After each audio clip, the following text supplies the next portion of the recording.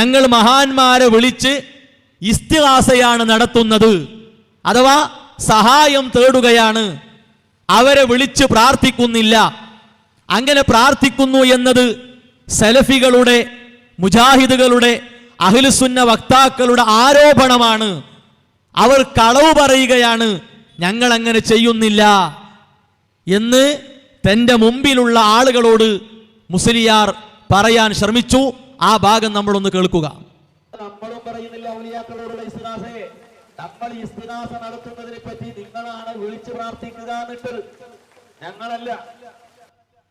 കേട്ടല്ലോ, അവർ സാങ്കേതികമായി നടത്തുന്ന ഇസ്തിഗാസയെ വിളിച്ചു പ്രാർത്ഥിക്കുക എന്ന രൂപത്തിൽ സമൂഹത്തോട് പറയുന്നത് സലഫികളാണ്. യഥാർത്ഥത്തിൽ മുസ്ലിയാർ പറഞ്ഞതാണ് കളവ്. എന്താ തെളിവ്? സമസ്തയുടെ 8ാം പ്രമേയം 1933 കേരളത്തിൽ സമസ്തയുടെ 6ാം സമ്മേളനം, 6ാം വാർഷിക സമ്മേളനം. ആ സമ്മേളനത്തിൽ വെച്ച് 8ാം പ്രമേയം എന്ന പേരിൽ പാസാക്കപ്പെട്ട പ്രമേയമാണിത്. ഈ പ്രമേയം അംഗീകരിക്കാത്ത ഒരാൾ ഖാസി, ഖതീബ്, ഇമാം എന്നീ സ്ഥാനത്തേക്ക് അർഹരുമല്ല, സുന്നികളല്ല. ഒരാൾ സുന്നിയാകണമെങ്കിൽ, ഒരു മുസ്ലിയാർ ഒരു മഹല്ലിലെ ഖാദിയാകണമെങ്കിൽ, ഇമാം ആകണമെങ്കിൽ ഈ പ്രമേയത്തിൽ പറഞ്ഞ കാര്യം അയാൾ അംഗീകരിക്കണം. എന്താ സഹോദരങ്ങളെ പ്രമേയത്തിലുള്ളത്? മരിച്ചുപോയ അമ്പിയാക്കൾ, ഔലിയാക്കൾ, സ്വാലിഹീങ്ങൾ, ഇവരുടെ ദാത്ത്, ജാഹ്, ഹക്ക്, ബറക്കത്ത് എന്നിവ കൊണ്ടുള്ള തവസ്സുൽ, അഥവാ മരണപ്പെട്ട അമ്പിയാക്കൾ, സ്വാലിഹീങ്ങൾ, അവർക്ക് പ്രത്യേകമായ സ്ഥാനമുണ്ട്, അവർക്ക് പ്രത്യേകമായ പോരിശയുണ്ട്, അവർക്ക് സ്വന്തമായ കഴിവുണ്ട്. ആ കഴിവ് ഇടയിൽ വെച്ചുകൊണ്ട് അള്ളാഹുവിനോട് തേടുക. അതുകൊണ്ട് തീർന്നില്ല, നേരിട്ട് വിളിക്കൽ.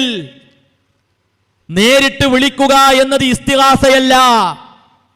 മൂന്നാമത്തേതോ അവരോട് സഹായത്തിന് അപേക്ഷിക്കൽ.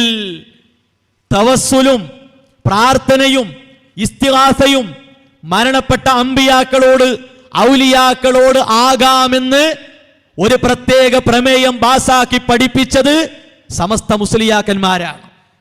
ഇത് ഇവിടെ വന്ന് പ്രസംഗിച്ച മുസ്ലിയാർ കാണാത്ത വിഷയമൊന്നുമല്ല. ഇത് മുസ്ലിയാർ കണ്ടിട്ടുണ്ടാകും. പക്ഷേ എന്തെങ്കിലും കളവ് പറഞ്ഞ്, ആരോപണം പറഞ്ഞ് സമയം തീർക്കണം. പ്രിയപ്പെട്ട ഉള്ളാളുള്ള രക്ഷിതാക്കളെ, സഹോദരങ്ങളെ, സമസ്തയുടെ ഭാഗമായി പോകുന്നവരെ, സമസ്തയുടെ പ്രമേയമാണ് ഈ ഉള്ളവൻ വായിച്ച് കേൾപ്പിച്ചത്. മുസ്ലിയാരോട് ചോദിക്കണം, സലഫികളല്ല നമ്മളെ കുറിച്ച് അങ്ങനെ പറഞ്ഞത്. നമ്മുടെ പ്രമേയത്തിൽ നേരിട്ട് വിളിക്കുക എന്ന പ്രയോഗമുണ്ടല്ലോ, അവിടെ ഇസ്തിഗാസ വേറെ പറഞ്ഞല്ലോ, നേരിട്ട് വിളിക്കൽ വേറെ പറഞ്ഞല്ലോ, തവസ്സുൽ വേറെ പറഞ്ഞല്ലോ. ഇതെല്ലാം ഒന്നാണെങ്കിൽ എന്തിനാണ് 3 രൂപത്തിൽ അത് പ്രത്യേകം പ്രമേയമാക്കി പഠിപ്പിച്ചത്? ചോദിക്കണം പ്രിയപ്പെട്ടവരെ. അതുകൊണ്ട് തീർന്നില്ല. ഇത് ഫതാവ മുഹീസുന്ന എന്ന പുസ്തകമാണ്. പൊന്മള അബ്ദുൽ ഖാദർ മുസ്ലിയാർ ഇന്നും AP വിഭാഗം സമസ്തയിലെ പ്രധാനപ്പെട്ട പണ്ഡിതനാണ്. ഈ ഫതാവ മുഹീസുന്നയുടെ 412ാമത്തെ പേര് നോക്കൂ നിങ്ങൾ. മുഹീദ്ദീൻ ശൈഖെ രക്ഷിക്കണേ, ബദരീങ്ങളെ കാക്കണേ എന്നിങ്ങനെ മരിച്ചുപോയവരെ വിളിച്ചു പ്രാർത്ഥിക്കുന്നത് അനുവദനീയമാണോ? മുസ്ലിയാരുടെ സംസാരത്തിൽ കേട്ടതെന്താ? വിളിച്ചു പ്രാർത്ഥിക്കൽ എന്നാക്കിയത് സലഫികളാണ്. അങ്ങനെയല്ല ഉസ്താദേ, ഇത് പൊന്മള ഉസ്താദിന്റെ പുസ്തകമാണ്. ഈ പുസ്തകത്തിലെ ചോദ്യം എന്താണ്? മരിച്ചുപോയവരെ വിളിച്ചു പ്രാർത്ഥിക്കുന്നത് അനുവദനീയമാണോ? എന്താ ഉത്തരം? അനുവദനീയമാണ്. ഖുർആനിലും ഹദീസിലും ഇത് പറഞ്ഞിട്ടുമുണ്ട്.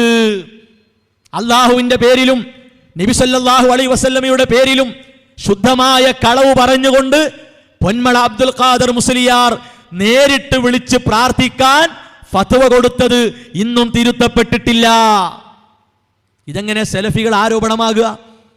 ഇതെങ്ങനെയാണ് മുജാഹിദുകളുടെ, അഹ്ലുസുന്നയുടെ വക്താക്കളുടെ ആരോപണമായി മാറുക?